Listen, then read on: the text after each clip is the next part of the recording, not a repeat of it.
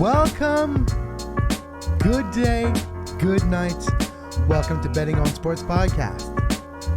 I'm Kevin Laramee, your host, sports statistician, and a radio and TV presenter, bringing you this brand new show on the Sports Podcasting Network, looking at sports betting from an analytical and a statistical point of view. Looking, of course, at the NFL for this weekend. The NFL wildcard, the playoffs, will start on Saturday afternoon. And we're going to break down all six matchups.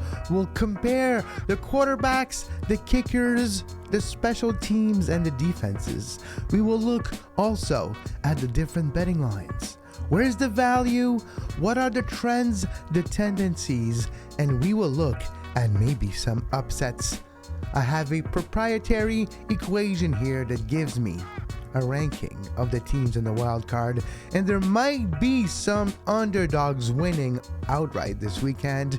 Welcome to Betting on Sports. We hope you enjoy your day, your Friday, your Saturday, whatever day it is, and you're getting ready for this great weekend. Once again, you can follow me on Twitter at Kevin Laramee. This show will be available on our website, sportspodcastnetwork.com, and will be available on our YouTube page, youtube.com/sports podcasting network. So subscribe to our channel and turn on the notifications to know everything we have going on here on the Sports Podcasting Network. And starting today, we have a brand new newsletter available right here, bettingonsports.substack.com, and we can find all my advice, my tips, and some analytical tidbits of information a few times a week in your emails. So subscribe to the newsletter. Whenever there's a brand new show of BOS, you will have it in your email inbox also. But welcome. And let's start. Let's dive right in. Let's take an overview first of all the matchups, and then we'll break down those matchups with a quarterback comparison, kicker comparison, which are the two most important positions on the field. Yes, O-line and all these things, but two position garner points. The quarterback distributes the ball, running back scores and all, but it all starts from the quarterback, and the kicker is the one position that is overlooked and has the most amount of influence on points. And points are very important in sports betting. And we will have a look at all these numbers. Let's start with the betting lines in the Raiders versus Bengals game on Saturday. This game will be taking place on Saturday afternoon, 4:30 p.m. Eastern, 1:30 p.m. Pacific. It is taking place in Cincinnati. The weather could be an issue for Joe Burrow and for the Bengals. For David Carr and the Raiders also. We'll look at the comparison. David Carr, Joe Burrow are actually two of the best quarterbacks left in these playoffs, and we will talk about how that changes a lot of things. Here's the money line. So far, it might have changed depending where you actually put your bets down. The numbers might be a bit different. The Bengals heavy favorite here for sure. The line has come down to 5 now. It was 5.5 for a long time for the spread. And at the recording of this show, right now, the line has gone all the way down to 4.5, having just changed in front of my eyes as we speak. Some places still have it at 4. Some places have it at 5, so shop around. 5.5 for the Raiders. Yeah, that's a lot of points. I would have gone the other way. Probably. I would have taken the points with the Raiders. 5.5 is a lot to cover for the Bengals. There's a team that, even though they had some great success and they won well against the Raiders earlier this year, it is a team that is not necessarily the most consistent with Joe Burrow. The weather could be an issue, and that could actually affect more the Raiders than the Bengals. David Carr is 0-7 when the temperatures are in the minus in Celsius. So in the Fahrenheit, when it's in the 10 degrees in single digits, he's 0-7. David Carr doesn't win in the cold. And that could be something very dangerous for David Carr and for the Raiders, because they're on a high emotional note after this overtime win last weekend, eliminating the Chargers and having a terrible year with the Gruden controversy, the Ruggs controversy. If you don't know, he killed someone with his car. There's a lot going on in the Raiders land this year in Vegas. This kind of seems like the team of destiny. So that's kind of an interesting aspect here. And when I look at all these numbers for Raiders and Bengals, it's more close than we think. So I'm going to bring you now to a comparison for the quarterbacks. We're going to do that a few times today where we actually look at the different quarterbacks. Here is all the quarterbacks that are left in the playoffs. Well, that are going to start in the playoffs. You can look. Joe Burrow, Cincinnati, number 1. And David Carr is not in the top here. And that's where, to me, there's a big advantage for Cincinnati.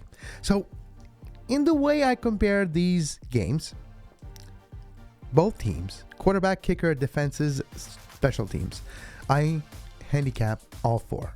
I use different metrics. Some of it is use normal statistical, some of them analytical, some of them use with Football Outsiders rankings. And altogether, I come out with a ranking of all the quarterbacks that are left. And also, who's the best, who has an advantage, and how it's going to turn out. Joe Burrow has a rating, a passer rating, in NFL of 108.3, which is the highest in the league. The highest in the quarterbacks that are left in the wild card round, I should say. Dak Prescott, surprising numbers. We'll talk about Dak Prescott when we get to Dallas, but Matthew Stafford, Tom Brady, of course, Kyler Murray, Jimmy Garoppolo, Patrick Mahomes, David Carr, which is an interest right now, Mac Jones, Josh Allen, Jalen Hurts, and Ben is dead last in these rankings. Big Ben is not having a good statistical year. It's all about the intangibles for the Pittsburgh Penguins. But if we go back to our actual Raiders-Bengals matchup, and we start to break down the matchup, the QB, David Carr, Joe Burrow. Joe Burrow's my highest ranked quarterback left in the wildcard round. David Carr is mid-pack. Advantage goes to Cincinnati. When we look at the kicker, to me, that's where it becomes a kicker. Because look, Daniel Carlson, Las Vegas, second best kicker in the league statistically this season. 20 to 29 yard range, 11 attempts, 10 made. 12 out of 12. Made 12 out of 13, so 13 attempts, 12 made. 40-49. Then we get to 50 plus. He's made 6 after 7 attempts. And then the total, he attempted 43 field goals this season, Daniel Carlson, and made 40 of them. His longest is 56 yards. And if the weather could be an issue, short field goal could be the case. When we say short, 39 yard is more, statistically more probable to happen. And 12 out of 12 from 30 to 39 yards for Daniel Carlson. We go to Cincinnati, Evan McPherson, not bad. A decent output. But when it gets further away, 40-49 is his boogeyman.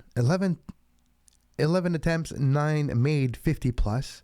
His longest is 58. He has a long leg, we could say.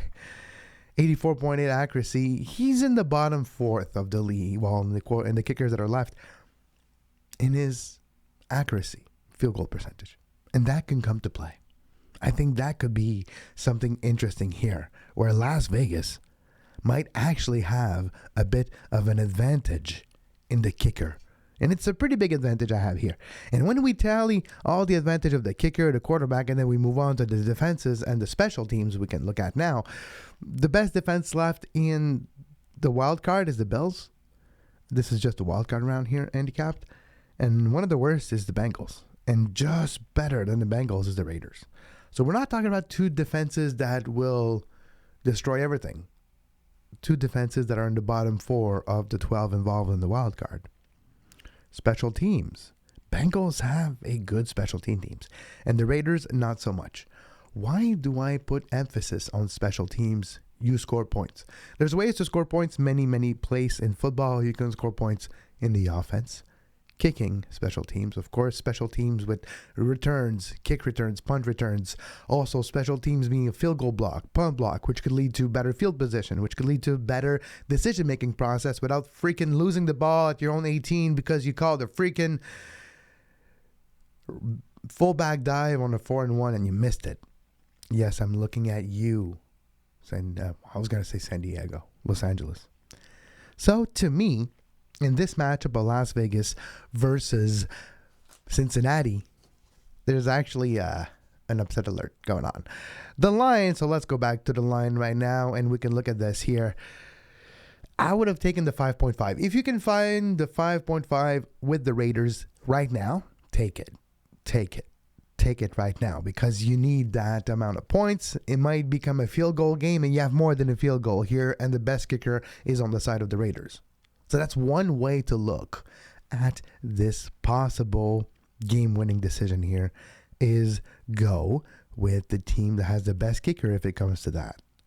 The thing is, when you add everything together, to me, the Raiders have a high advantage in the kicking aspect and the special teams. The defense, they're equal in my mind, which I don't give the advantage to anybody. Cincinnati has the advantage to the quarterback. That's prorated. But will the weather nullify Joe Burrow's throw? Will the weather destroy David Carr's ability to run this offense properly? Will they run more because of that? And then if they run more, maybe Cincinnati gets the advantage. Which means this might be a very close game. With the weather, chose the under. That's always a mantra to keep in mind. In football, if the weather is going to be an issue, look for the under. We'll talk about it when we preview Tampa Bay in a few, because the weather is going to be an issue for Tampa Bay. So, in my humble opinion, the value here is on the Raiders at 5.5. Will they win outright? Should you go with the money line and then get almost 3 times your money back? You could. It's a risky move. It could be one touchdown. You lose by a touchdown, and then you lose that bet. If it was, I would hesitate going on the money line with the Raiders. But at 5.5, I take it. If you have 4.5 right now and you're a bookie, don't take it. But as we speak, it was 4.5 at the beginning of the segment. The line is back at 5.5. So I would just jump on 5.5 right now if I was you. If I were you, and I would get the value here, because I don't think the Bengals will cover. I think the Bengals will win by a field goal or so. Maybe not even. It could be a tight game. This could even go to overtime.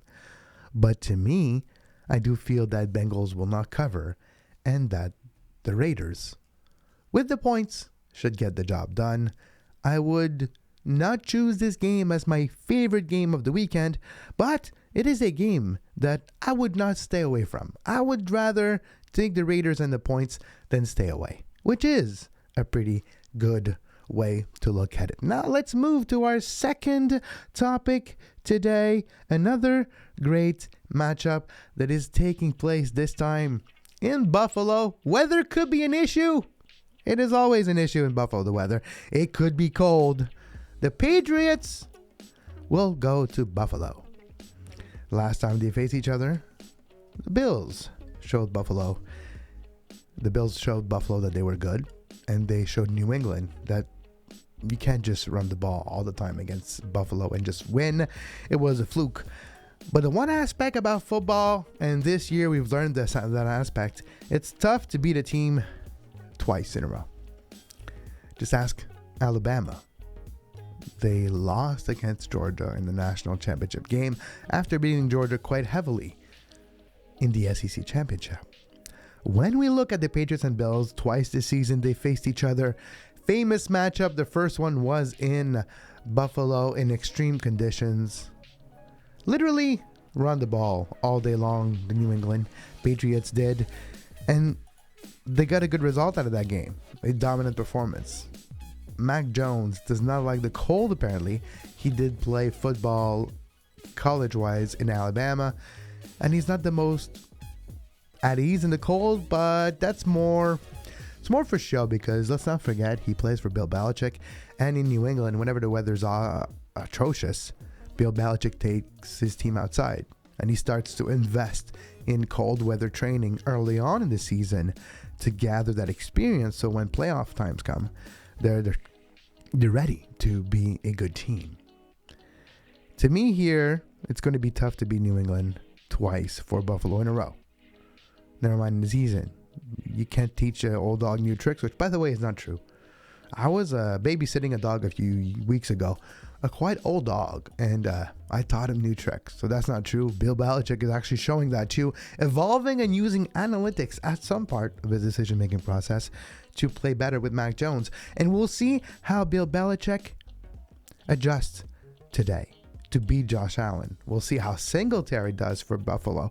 But to me, this matchup is, again, going to be breaking down by 4 interesting aspects. The quarterbacks, the kickers, the defense, and the special teams.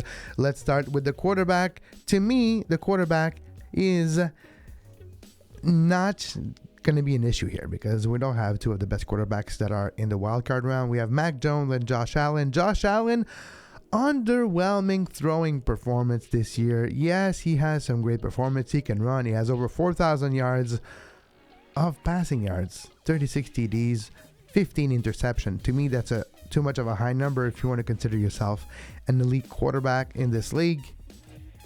92.2% passer rating, 63.3% completion rate, which is not high enough. You want to be closer to 70. 70 is elite in the NFL. 63 is not. Josh Allen does not have an advantage over Mac Jones in this game. That's an interesting aspect for me, is they're very similar. But when we look at other aspect here, the kickers, there's a defined advantage here. New England with Nick Folk, maybe the 3rd best kicker in the wild card round, a 92.3 field goal percentage rate. He's 36 field goals made in 39 attempts. So 39 attempt, 36 made. His longest is 53. But the long won't be an issue. We're looking at the playoffs where risk reward is important. And I will be very surprised to see an over 53-yard field goal anywhere this weekend because of the weather. The 2 aspects here that are important to me is the 30 to 39 and 40 to 49 range. Those are statistically the most used ranges for kickers. So when we look at Nick Folk, he's 22 in 22 between 30 and 49-yard range, and that is an interesting number. Now we move down to Buffalo's keeper, Buffalo's kicker, Tyler Bass. Look at his numbers, 30 to 39 and 40 to 49. He missed 1 in the range of 8 to 7, and he missed another one in the range to 40 to 49. He does not have a perfect record. This is the range where the game will be decided in my mind. It will be a field goal type of game. And that advantage goes to New England. Don't forget that. Now, if you want to move to the defenses and to the special teams, of course, these rankings, the defenses and special teams, are courtesy of footballoutsiders.com, the best place to get DVOA, their proprietary analytical, statistical equation that comes with rankings, and it's really useful. It's on point too, and they're very accurate in their preseason predictions and their updated rankings every single week. If you don't know footballoutsiders.com, I suggest you have a look. It is a great resource for statistics and for information on the NFL and college football.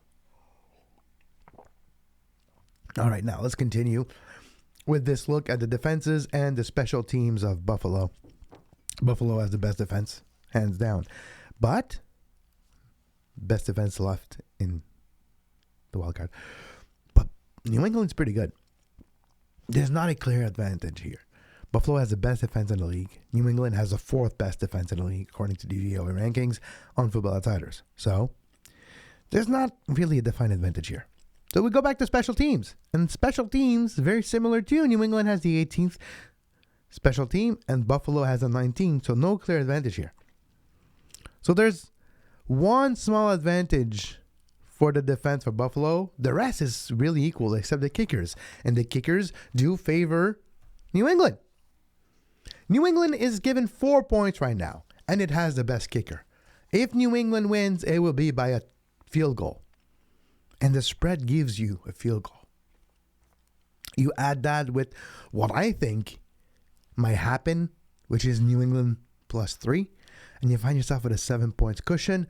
7 points cushion means that New England is winning by 3 like I predict, and then they get scored on late.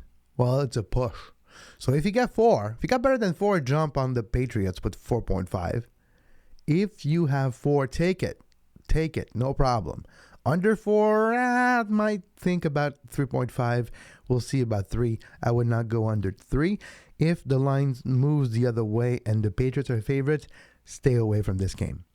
The totals have come down a little bit because of the weather, and the team totals could be a good way to go. 23.5 seems high for Buffalo.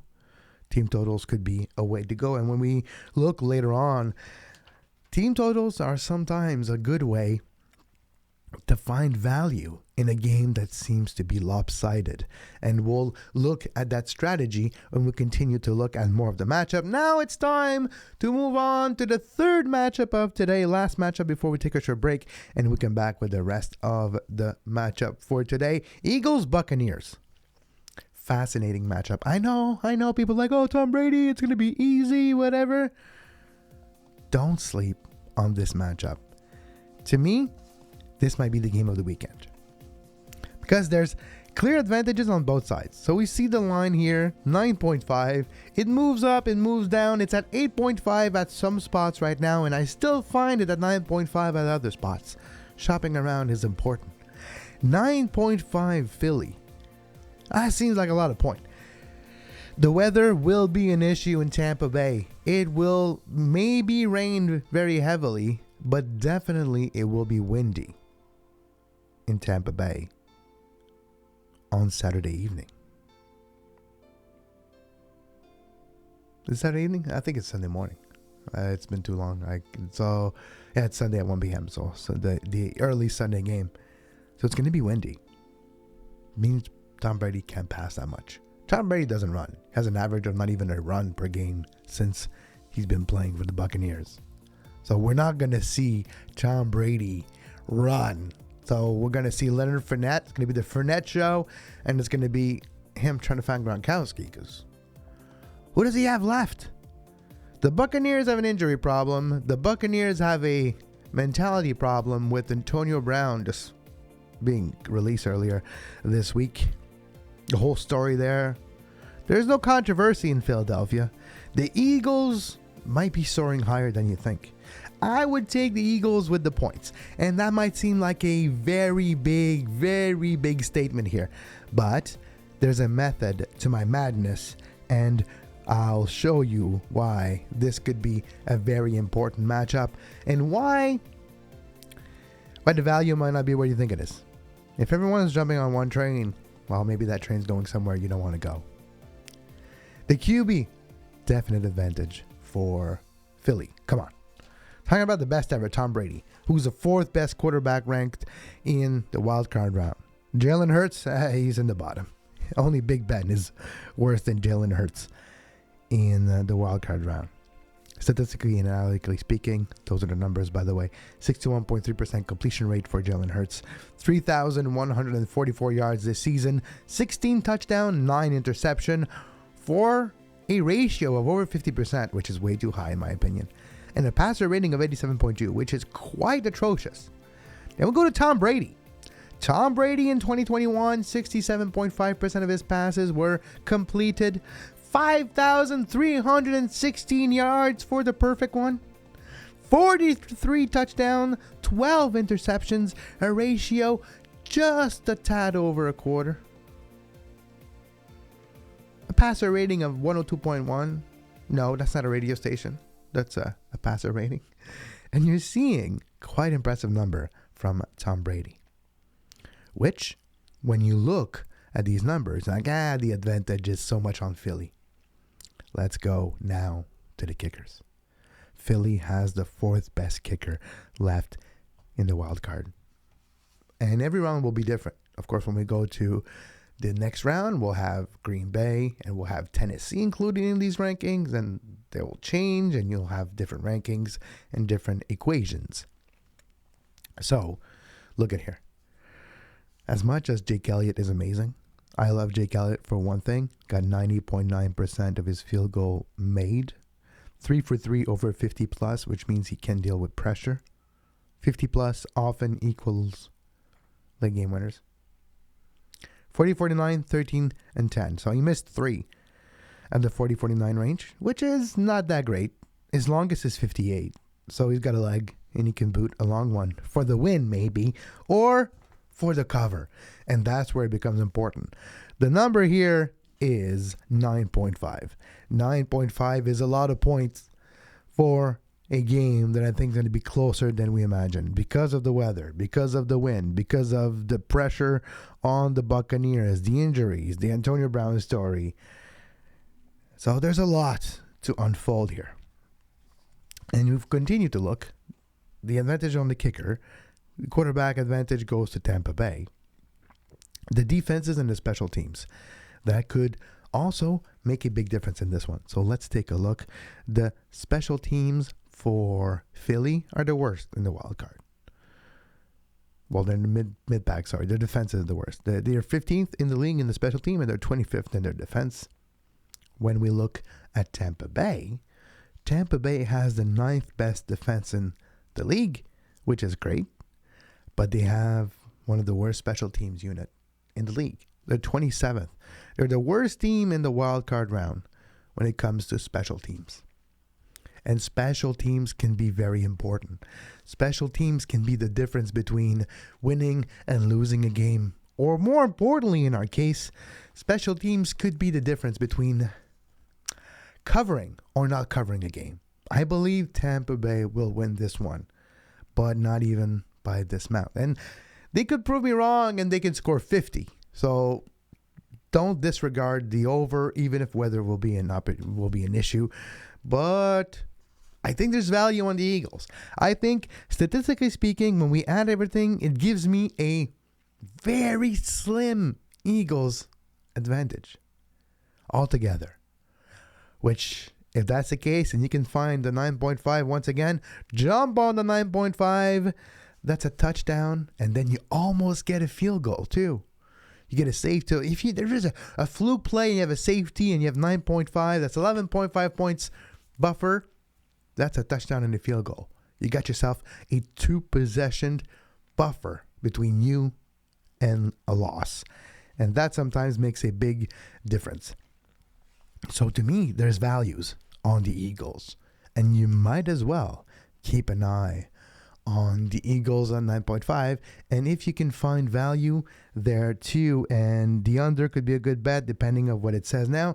And if you shop around, the under sometimes is overvalued. Right now, the under is undervalued. You get more for betting the under. The number might be low, but still the weather might be an issue. So that could be a very great aspect of this entire thing.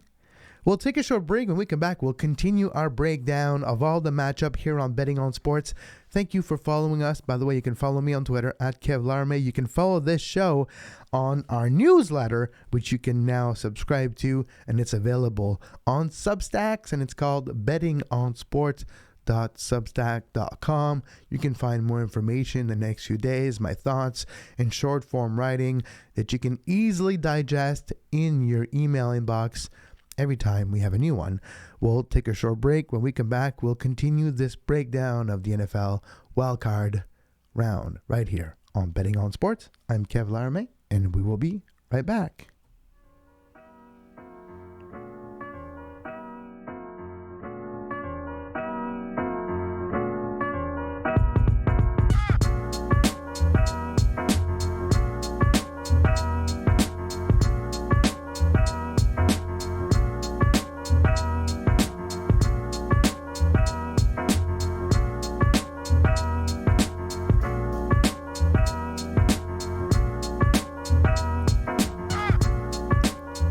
And we're back. Kev Laramee with you.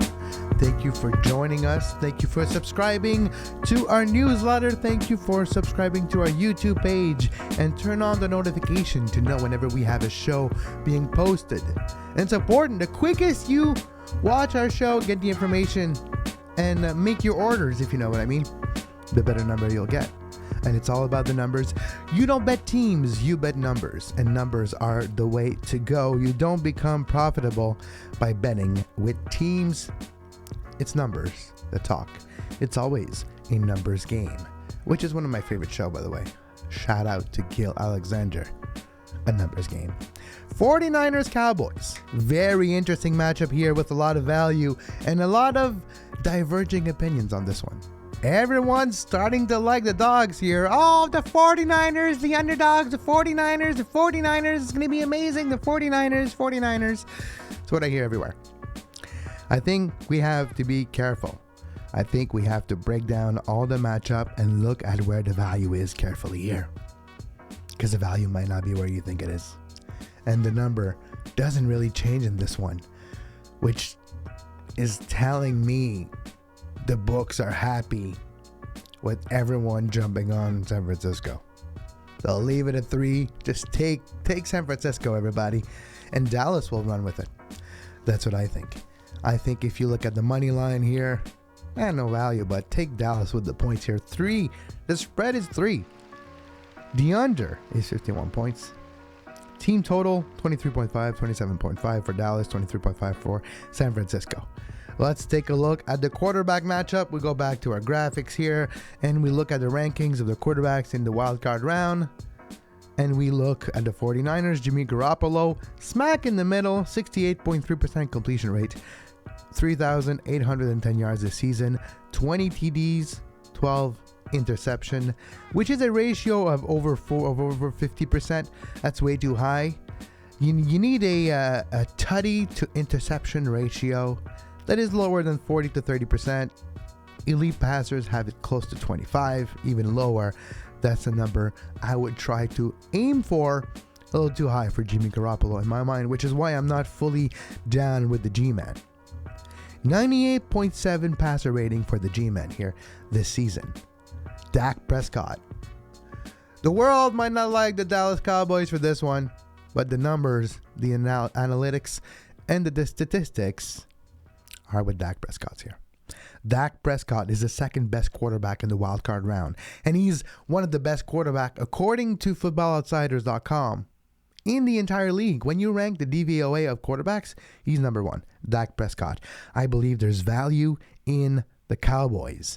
They have advantage, quite an advantage on the quarterback. And then we move to the kicker aspect.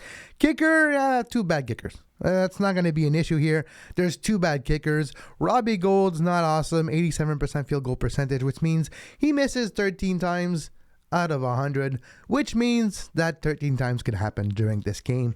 And of course, he's 1 attempt, 0 made. No, that's Sukup, sorry. He's 4 attempts, 3 made from 50 plus. 23 attempts, 20 made, 52 yard is his longest in his career. But Greg Zuerlein ain't that better. We're talking about 2 bad kickers here, so we're going to move on to the defenses because that's where I see some advantage. The Dallas Cowboys have a good defense, the second best in the league and second best left in the wild card. When we look at San Francisco is mid-table. They have the 7th ranked defense in the league. And by the way, did you notice one thing about this ranking? Look at the defenses. The defenses that are left in the playoffs are almost all the best in the league. Buffalo, the Dallas, New England. Okay, the 3rd best defense, I believe, is Baltimore, and they got booted out. But New England, LA, Arizona, San Francisco, even Tampa Bay, they're all top 10 defenses in the NFL this season, and they made the playoffs. It's not a coincidence. But Dallas got a little bit of an advantage here for the defense and special teams. Special teams here might not be an issue because they're too big of a disparity, so maybe actually they would be an issue. So if we look at the special teams here, the Cowboys have the 6th best special teams unit in the league. And if we look at the 49ers, they have the 26th special teams ranked in the league. Could Dallas get a surprise score in the special teams, which then will make that 3 very interesting? And if Dak Prescott plays the way I believe he does, I believe there's advantage. I believe there's clear-cut value on Dallas -3.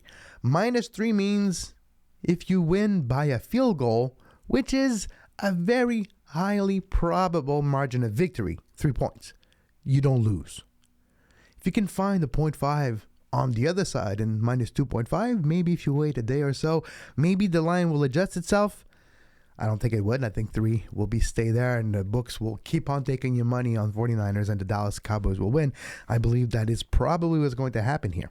So if you believe that could be the case, maybe you just take Dallas. Even 3.5, you get better odds. And if you think they're going to win by a touchdown, you still got a margin here to get some value. When I tally all my calculations for San Francisco and Dallas, and I check all the advantages, I have quite big of an advantage for Dallas. The second biggest disparity in all 6 games. The biggest disparity, which is going to be a blowout. We'll talk about it later, and it'll surprise you.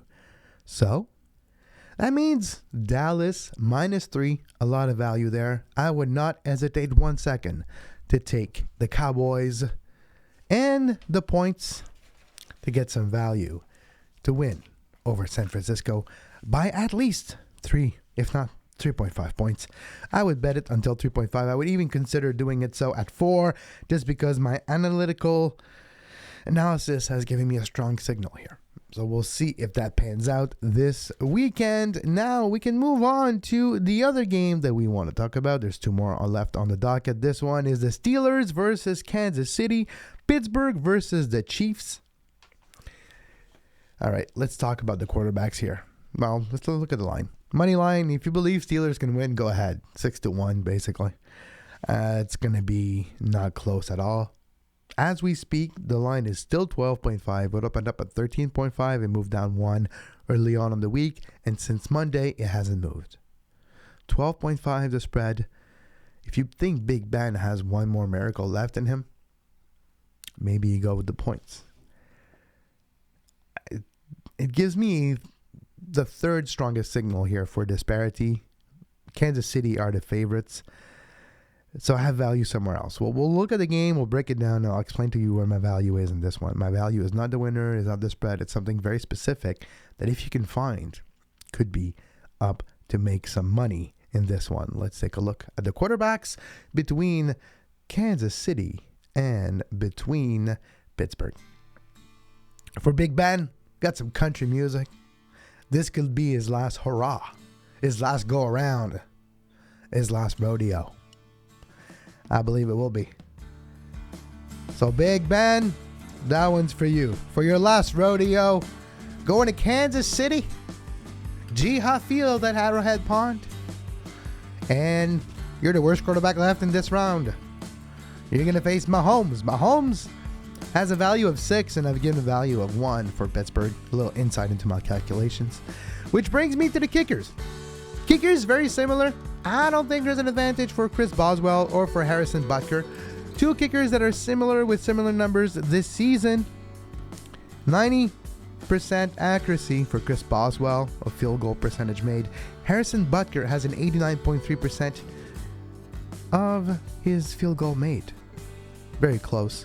56 yards is the longest for both. Both have a very similar numbers when it comes to 50 plus, 40, 49, and 30 to 39, which is the statistically most used range. It won't be a field goal game, so we can continue to move on. Let's talk about the defenses. Kansas City's defense could be their downfall. They're 24th in the league. But special teams have the 3rd best special teams unit in the league. Steelers, a mid-range defense and a mid-range special team. For a mid-range team that is lucky to be in the playoffs, let's face it. They were a draw away, a whistle away from not making the playoffs. They were. So, yeah. There's no advantage in the defense or special teams, really. Maybe a little bit for Kansas City in the special teams and the quarterback, which is why I choose Kansas City here. But the line is so high. Like, if we get the right betting lines here, the line is so high. 12.5. I'm not confident Kansas City can cover 12.5. But I'm also not confident that Pittsburgh won't be blown out. I would not touch the spread with the 100-foot pole. I would not touch the spread with somebody else's arm either. What I would do is look at the trends here. And there's a trend we can look at, and it's a very identifiable trend mathematically, and it's a very identifiable trend with your eye test too. Because look at the Kansas City Chiefs over the last 2 months and look at the Pittsburgh Steelers this entire year. The Steelers starts very, very slow, and they have a couple of scoring possession in the second half, and they make it close. The exact opposite for Kansas City. Kansas City starts strong. They go up real high and they score points, and then they stop scoring. If you can find a good number for Pittsburgh to not score a touchdown in the first half, or Pittsburgh under first half, you have a good number that you feel confident with, that might be where the value is for this game. Kansas City, the opposite. If you can find a good number for Kansas City in the second half, take the under. Kansas City doesn't really score a whole lot in the second half. Pittsburgh doesn't score a whole lot in the first half. You can do the research, but that could be where the value is. If you can find numbers that you are comfortable with, that could be where you need to bet. First half under for Pittsburgh. Second half under for Kansas City. And that might be where you find your winning ticket this weekend.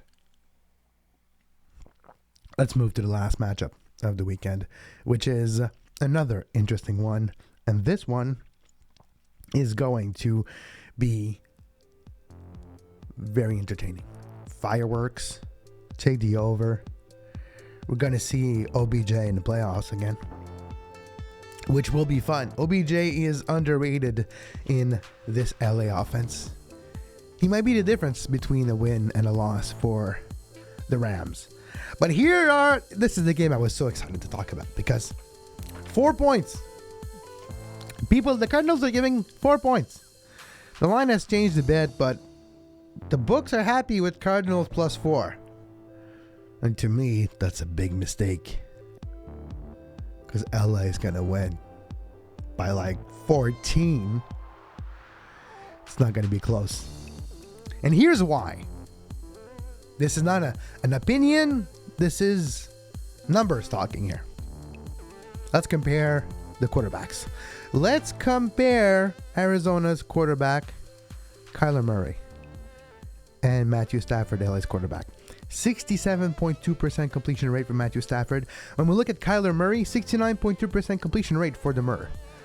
We can continue. Over 4,800 yards from Matthew Stafford. That's the second highest number in the league behind Tom Brady. And that's before OBJ was there. If OBJ was there the entire season, Matthew Stafford would have the highest amount of yards in the NFL. So that is very important, because this game is not going to be as close as we think. There's a small advantage for the Rams here versus Arizona for the quarterback. Then we go to the kicker. And that is the interesting one. A lot of people talk about Arizona's kicker and they love him. I don't. I think Matt Prater is overrated, and I think he might be the worst kicker in the wild card round. The best one is Matt Gay. Matt Gay from LA is the best kicker left. 94.1% completion rate. He missed only 2 the entire season. His longest is 55, but who cares? It's indoors. 8 out of 7, 40-49. 30-39, he's 15 out of 15. That's where I'm really... That's where it plays to me. It's the 30-39 to 40-49 range. Add those together. If you barely have more than 1 or 2 misses, you got a good thing going. Matt Gay could be the difference here. Not between the win and everything, but to make sure you cover. Because I think it's going to be at least a touchdown and a field goal advantage. The Cardinals haven't shown anything for weeks. For weeks. The Rams have been on the downslope too. But there's a lot of skepticism when it comes to Kyler Murray's performance. Will he have his weapons back? A lot of injuries, of course, with Arizona. Will he be able to run? They barely run. Will they take bad decisions? Will the coach make bad decisions again that would leave them without points and in a bad field position? I'm all for going for it on 4th and 1. But choose a goddamn play to make sense and use smarts. A lot of teams forget that. Analytics are great. Well, analytics is a tool. A hammer is great, but have you tried to use a hammer to make coffee? Not so much, eh? Exactly. You got to use the right tool for the right job. going forward on 4th and 1 is, statistically speaking, a good decision, but situational management is also needed. So for the kicker, if we go back to the kicker, Matt Prater was the worst. 81.1% accuracy. There's 13 points difference between the two. 13% difference between the accuracy of Matt Gay versus the accuracy of Matt Prater. That's the biggest disparity of the entire games and position, is the kicker for Cardinals and kicker for LA. The advantage is so big for LA that could be an influence on the score. The defenses are close, but if we look at the special teams, there's another quite clear advantage here. The Rams have the 5th best defense and the 4th best special teams in the league. And if we look at the other team, if we look at the Cardinals, yes, they have the 6th best defense, have a great defense. It's going to be a defensive game, so maybe the under could be quite interesting here. But it's an indoor game with one quarterback that has a great arm and one that wants to show that he can do. So I would stay away from the total in this one. But the special teams for Cardinals is 20th. So you add the kicker advantage and the special teams, with together they compound each other, makes a better advantage. I think Cardinals are going to do something bad. They're going to flub a punt or something. The Arizona's going to have they're going to miss some possession. The LA Rams are going to take advantage of that and make more touchdowns and more points. And to me, that's going to be the difference, is the amount of points coming from special teams, the kicking points, and maybe one touchdown more than we think. So I would go with the over for the passing yards of Matthew Stafford if you are looking for some player props. But the Rams have the highest advantage of all the matchups I've calculated so far. They have over twice the equations of the Arizona Cardinals. So I would take the points easily, and I would play this all the way until 4.5, 5.5, no problem. I have no issue going down the drain with LA. Back the Rams, back them to 4.5, 5, even 5.5. Less than a touchdown, back the Rams. The fact that this line hasn't moved the entire weeks is telling me that the bookies are happy with people thinking Arizona has a shot and betting them with +4. But take the Ram, take maybe the team total over, but I would stay away from these ones. Also, for Arizona, one of their best player is still questionable and will be a game time decision, and that's a cornerback, James Conner. If he plays, things could be different. If he doesn't play, their DBs and the corners, the secondary and the tertiary, will be exposed, and maybe Matt Stafford's going to have a whole lot of fun on the field on Monday night.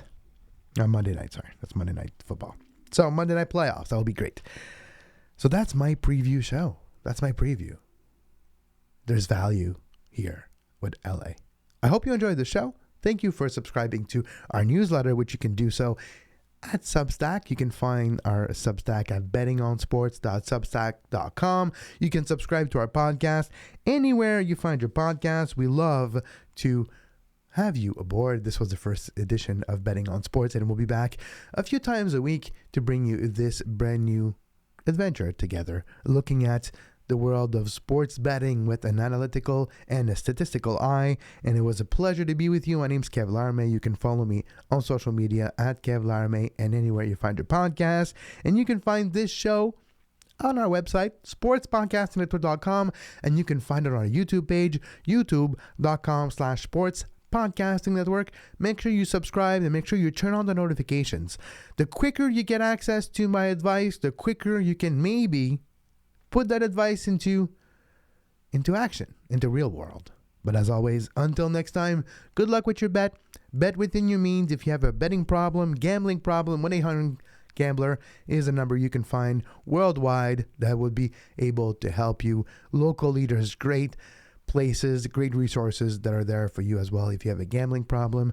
But as always, until next time, I'm Kevin Laramee. This has been Betting on Sports. And as always, enjoy your bets.